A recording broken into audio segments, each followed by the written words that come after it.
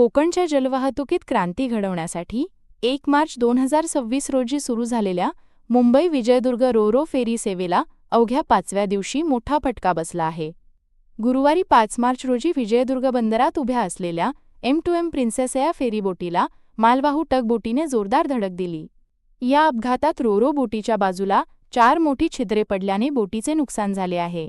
सुदैवाने या घटनेत कोणतीही जीवितहानी झाली नाही. मिळालेल्या माहितीनुसार ही बोट गुरुवारी दुपारी मुंबईच्या दिशेने परतण्यासाठी सज्ज होती. मात्र त्याचवेळी बंदरात हालचाल करणाऱ्या एका टगबोटीचे नियंत्रण सुटले आणि ती थेट रो फेरीवर आदळली. अपघाताच्या वेळी बोटीवर प्रवासासाठी 30 प्रवाशांनी बुकिंग केले होते. सुरक्षेचा उपाय म्हणून आणि दुरुस्तीला वेळ लागणार असल्याने व्यवस्थापनाने या सर्व प्रवाशांचे तिकीट दर पूर्णपणे परत करण्याचा निर्णय घेतला. प्रवाशांची गैरसोय टाळण्यासाठी त्यांना खासगी वाहनांनी त्यांच्या इच्छित स्थळी पाठवण्याची व्यवस्था करण्यात आली. दिवसभर चाललेल्या युद्धपातळीवरील दुरुस्तीनंतर आणि सुरक्षिततेची तांत्रिक तपासणी पूर्ण झाल्यावर गुरुवारी रात्री उशिरा ही बोट प्रवाशांविनाच मुंबईच्या दिशेने रवाना झाली. 1 मार्च रोजी मोठ्या थाटात उद्घाटन झालेल्या या सेवेमुळे मुंबई ते विजयदुर्ग हे अंतर रस्ते मार्गाच्या तुलनेत निम्म्या वेळेत कापणे शक्य झाले होते.